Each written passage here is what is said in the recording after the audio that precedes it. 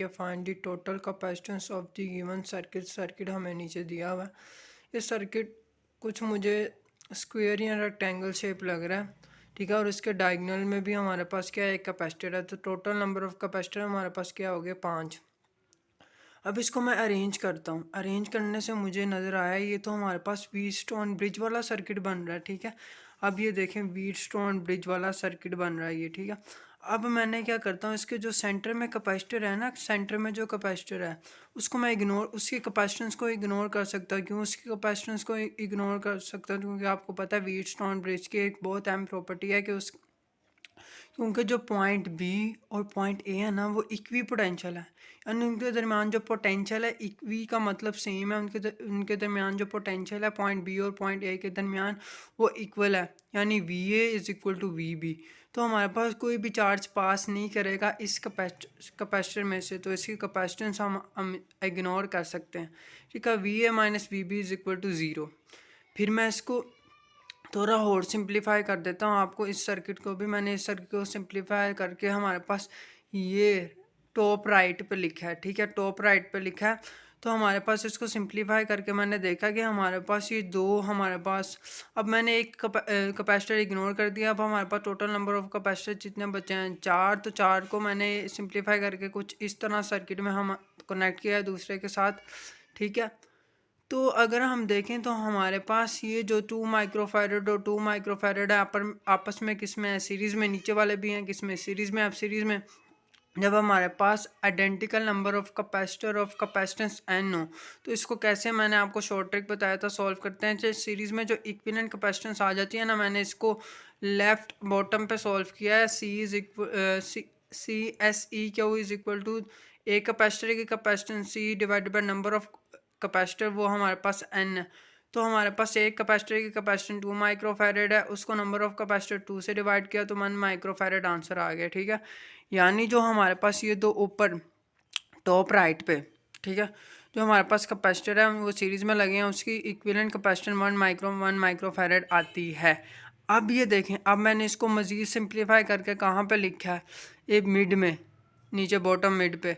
तो हमारे पास अब बचा ये 1 माइक्रोफैरड और 1 माइक्रोफैरड आपस में किस में है, पैरेलल में। जब पैरेलल में, जो इसका शॉर्ट ट्रिक क्या होता है, हमारे पास एक कैपेसिटर की कैपेसिटेंस को नंबर ऑफ कैपेसिटर से मल्टीप्लाई कर देते हैं।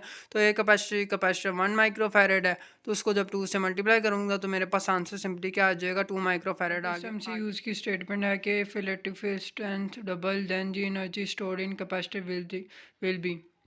कहता है अगर मैं इलेक्ट्रिक फील्ड स्ट्रेंथ तो डबल कर देता हूँ, जो हमारे पास एनर्जी स्टोर होती है कैपेसिटर में, जो हमारे पास इलेक्ट्रिक फील्ड लाइन में स्टोर करता है कैपेसिटर, उस पर क्या इफ़ेक्ट पड़ेगा, वो डबल हो जाएगी, वो हाफ हो जाएगी, वो 4 टाइम्स हो जाएगी, क्या इफ़ेक्ट पड़ेगा उस पर।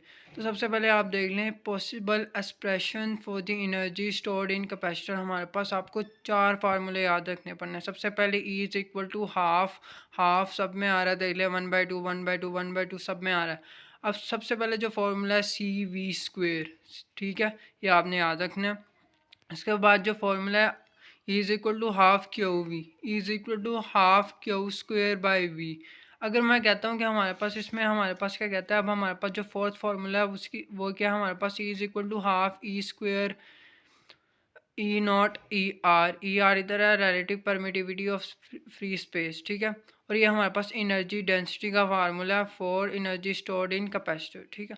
कहता है अगर हम इलेक्ट्रिक फील्ड स्ट्रेंथ डबल कर दें, मैंने इलेक्ट्रिक फील्ड स्ट्रेंथ को डबल किया तो हमारे पास एनर्जी स्टोर्ड इन कैपेसिटर क्या हो जाती है, 4 टाइम्स। इसी तरह आपको कह सकता है अगर मैं पोटेंशियल को डबल कर दूं तब मुझे बताओ एनर्जी स्टोर्ड इन कैपेसिटर क्या होगी, तो वो भी हमारे पास 4 टाइम्स हो जाएगी, क्योंकि first formula E is equal to half C V square है, वी का भी स्क्वेयर है। अगर वो कहता है कि हमारे पास 4 को डबल कर देता हूँ तब भी हमारे पास एनर्जी स्टोर्ड इन कैपेसिटर क्या हो जाएगी, 4 टाइम्स हो जाएगी, ठीक है। चाहे आप इलेक्ट्रिक फील्ड स्ट्रेंथ को डबल करें, चाहे आप पोटेंशियल को डबल करें, चाहे आप चार्ज को डबल करें, जो एनर्जी स्टोर्ड इन कैपेसिटर है वो 4 टाइम्स हो जाती है। अब इस MCQ की स्टेटमेंट है if a dielectric slab of dielectric constant ER। कहता है अगर एक मीडियम जो कि डाइलेक्ट्रिक स्लैब है जिसका डाइलेक्ट्रिक कांस्टेंट ER है, अगर उसको मैं प्लेस कर देता हूँ between the plates of a charge capacitor, then the energy stored in capacitor will be decreases, ठीक है। सबसे पहले आप देख लें, हम जानते हैं कि जब तभी हम डाइलेक्ट्रिक यहाँ हमारे पास जो कि स्लैब है, अगर हम उसको प्लेस करते हैं between the plates of charge capacitor, हमें पता है कैपेसिटेंस क्या कर जाती है, इंक्रीज़ कर जाती है। और हमारे पास जो पोटेंशियल डिफरेंस है वो डिक्रीज़ करता है, तभी हमारे पास जो कैपेसिटेंस है इंक्रीज़ करती है। अब हमारे पास आपको पता है एनर्जी स्टोर्ड इन कैपेसिटर के हमारे पास 3 फार्मूले थे जो मैंने लेफ्ट बॉटम पे लिखे हुए हैं। Is equal to half Q V is equal to half Q V square is equal to half C V square. तो आप देख रहे हैं तो इधर इसने किस किस की बात की है, हमारे पास कैपेसिटर की और पोटेंशियल की। तो हमारे पास जो थर्ड फार्मूला है ये आपने इधर यूज़ करना है। सिंस आप देख रहे हैं जब हमारे पास जो V की पावर है, जो पोटेंशियल की पावर है, वो greater than that of capacitance, ठीक है। जो V डिसाइड करेगा कि हमारे पास either energy stored in capacitor increase करेगी या डिक्रीज करेगी, क्योंकि V का स्क्वायर है। जब कभी हम डाइलेक्ट्रिक प्लेस करते हैं between the plate of charge capacitor, तो हमारे पास पोटेंशियल डिफरेंस डिक्रीज़ करता है। तो पोटेंशियल डिफरेंस इधर ज़्यादा डिक्रीज़ करेगा इस इक्वेशन में, तो हमारे पास जो एनर्जी स्टोरिंग कैपेसिटर भी डिक्रीज़ करेगी, ना कि इंक्रीज़ करेगी जैसा कि कैपेसिटर इंक्रीज़ करती है।